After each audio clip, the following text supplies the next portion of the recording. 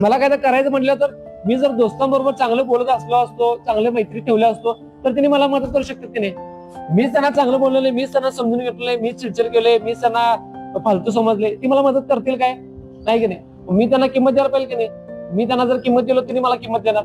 तसंच असते. तुम्हाला मग तेच करायचं आहे. कुणाला हलकं समजायचं नाही. प्रत्येक जण हुशार आहात तुम्ही सगळेजण. तुमच्या ग्रुपमध्ये आपला ग्रुप असतो, त्या ग्रुपमध्ये प्रत्येक जण हुशार असते. कोणाला काय करू वाटत असते, कोण बोलण्यात हुशार असते, कोण अभ्यासात हुशार असते, कोण खेळण्यात हुशार असते. तुम्ही एकमेकाला प्रोत्साहन द्या. एकमेकाला प्रोत्साहन दिला तरच तुमच्यात चांगलं काय गुण येणार आहे. दुसरं कोण शिकवणार नाही, तुमची मित्रच तुम्हाला शिकवणार आहेत. आता माझ्या जागा सांगतो, मी एवढ्या वाईट गोष्टीत भरकटलेलो होतो बरोबर. वाईट गोष्टी भरकटला असं माझं वाईट झालं असतं की नाही. मग इथपर्यंत आला असतो का मी. कारण ते मित्र मला सगळं सांगत होते, मला समजून घेत होते. ती मला सांगू होती ती गोष्टी वाईट आहेत, तिथं असं होते, तिथं तसं होते, तिथं केल्यानंतर ते त्रास होते, कोण कोणाला येत नाही काय नाही. मला तिने जास्त कधी इन्व्हॉल्व करत नव्हती, म्हणून वाचलो का मी.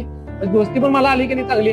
काय मी त्यांचं चांगलं बोललो पण मला त्यांनी चांगलं समजून घेतली. नाहीतर एकही मित्र कसं हे चल भांडणं करायला, हे चल मारायला, चल हे करूया, वाईट गोष्टीसाठी करतात की नाही. मग तसं केल्याचं मी पण अडकलो असतो की नाही. मैत्री अशी करायची की त्या मैत्रीतनं आपल्याला वाईट का आपलं वाईट होऊ नये आणि आपल्यामुळे दुसऱ्याच वाईट होऊ नये याची काळजी घ्यायची.